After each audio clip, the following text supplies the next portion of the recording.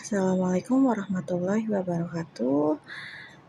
Baik, di sini saya akan menjelaskan tentang konseling populasi khusus pada penderita asam lambung akut. Sebelumnya, perkenalkan diri dulu.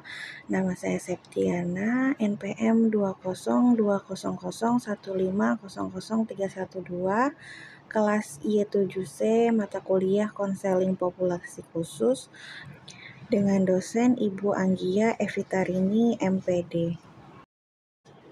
Baik, saya akan menjelaskan terlebih dahulu mengenai asam lambung. Asam lambung kronis atau gastristik kronik adalah kondisi peradangan pada lambung yang bersifat persisten atau berlangsung lama.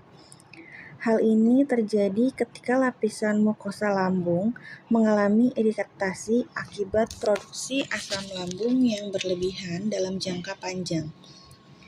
Gejala yang timbul antara lain rasa tidak nyaman, rasa nyeri pada bagian ulu hati, mual, muntah, kembung, tidak nafsu makan, atau cepat kenyang.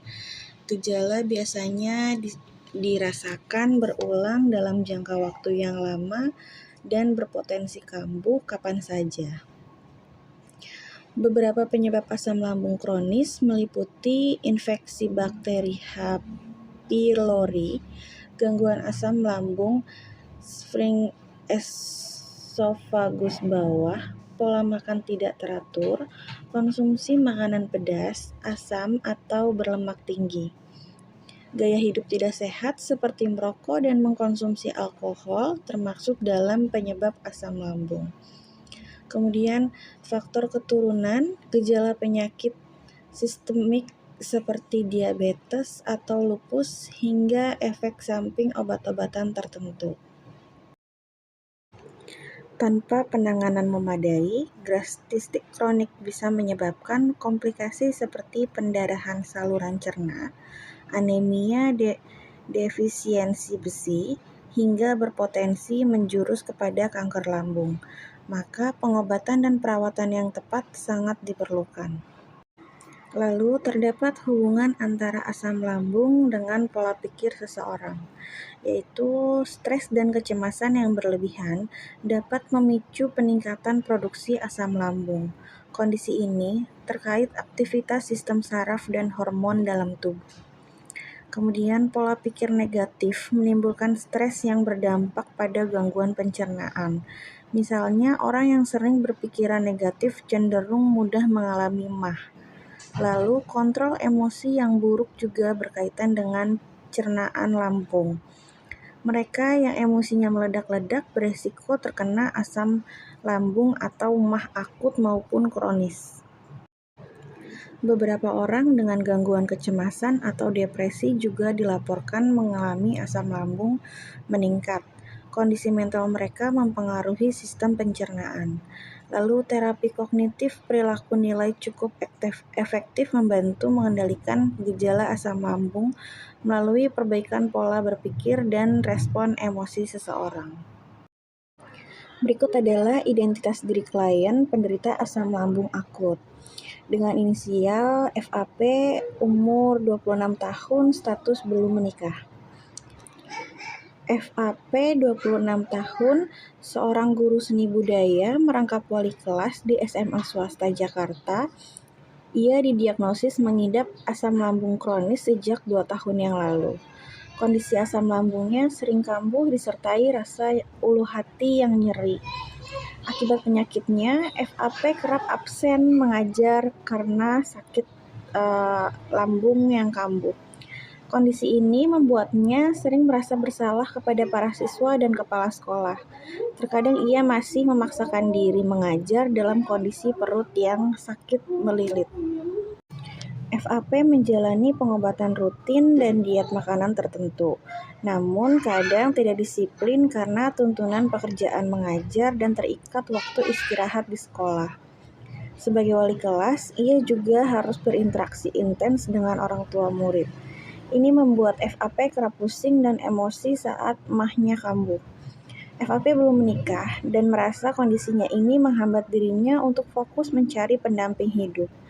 Itulah Deskripsi karakteristik FAP sebagai penderita asam lambung kronik yang berprofesi sebagai guru serta wali kelas SMA di Jakarta.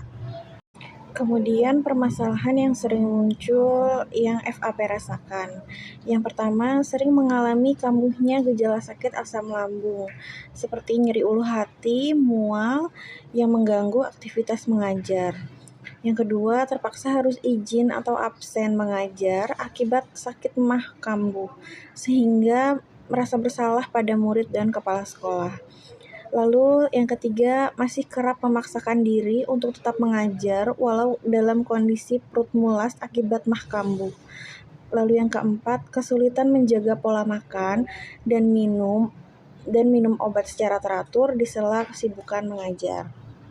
Kemudian yang kelima, mengalami pusing dan mudah tersinggung atau emosi saat berinteraksi dengan wali murid ketika mah sedang kambuh. Yang keenam, merasa kondisi penyakitnya menghambat FAP untuk fokus mencari dan menjalin hubungan percintaan hingga belum menikah di usia 26 tahun. Yang terakhir, resiko komplikasi penyakit semakin parah dan menurunkan kualitas hidup jika tidak ditangani dengan disiplin. Berdasarkan analisis kebutuhan klien, perlunya edukasi lebih lanjut terkait penyakit, gejala, dan penanganan asam lambung secara tepat. Kemudian menguasai manajemen atau kontrol diri agar pola makan dan minum obat tetap terjaga di sela mobilitas tinggi sebagai guru. Kemudian selanjutnya, pelatihan keterampilan regulasi emosi atau anger management ketika mengalami naiknya asam lambung. Selanjutnya, mereduksi stigma negatif dan meningkatkan penerimaan diri terhadap kondisi kesehatan yang dialami. Kemudian memiliki dukungan psikologis untuk tetap semangat dan fokus meraih tujuan hidup di tengah keterbatasan fisik. Lalu meningkatkan kesadaran untuk rutin memeriksa kondisi kesehatan demi mencegah komplikasi lebih lanjut. Lalu pengaturan ulang prioritas dan pembagian peran hidup sebagai individu produktif sekaligus penderita penyakit kronis.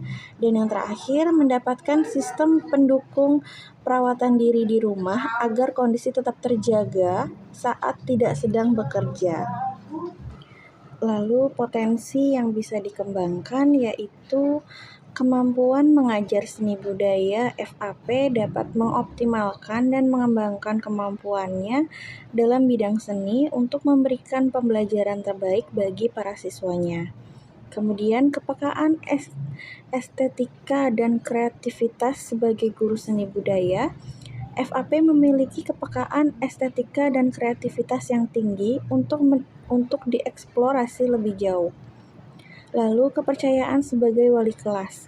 Dipercaya menjadi wali kelas, menunjukkan sosok FAP sebagai pendidik yang bertanggung jawab dan penyayang terhadap siswa. Lalu komitmen dan etos kerja tinggi. FAP memiliki komitmen pada pekerjaan mengajarnya, ditunjukkan dengan tetap berusaha mengajar meski dalam kondisi sakit. Kemudian empati terhadap sesama. Sifat mudah emosional FAP mengindikasikan kemampuannya untuk berempati pada orang lain. Lalu dengan memiliki beragam potensi positif ini, FAP dapat terus mengembangkan diri dan meraih karir yang diinginkannya, meskipun dengan tantangan penyakit yang dihadapinya. Peran konselor adalah menguatkan dan mengoptimalkan potensi yang ada pada diri FAP. Kemudian layanan BK yang diberikan untuk FAP ialah yang pertama, konseling individu. Konseling individu membantu FAP mengelola permasalahan pribadi terkait kondisi penyakit mah kronis yang dihadapinya.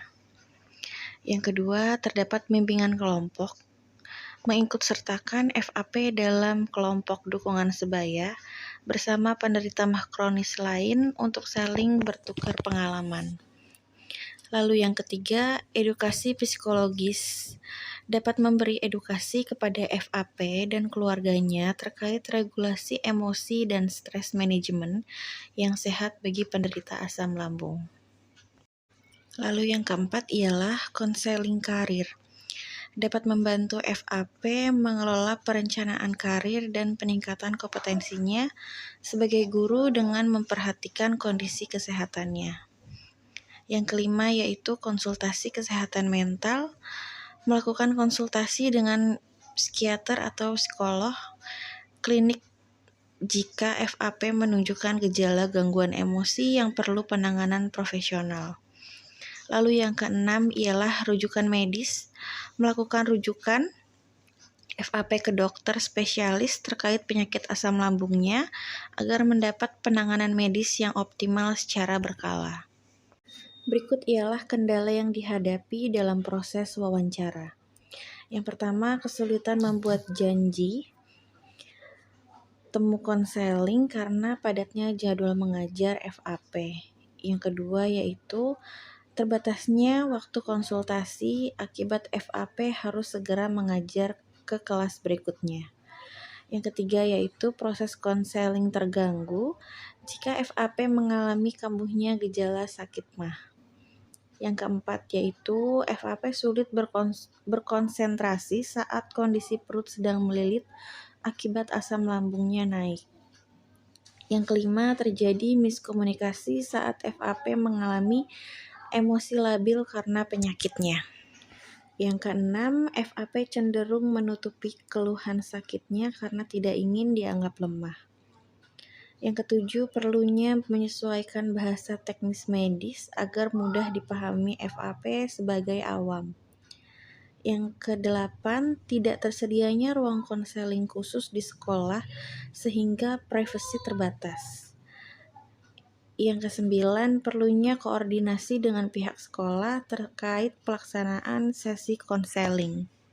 Sekian pemaparan tugas konseling populasi khusus dengan penderita asam lambung kronis.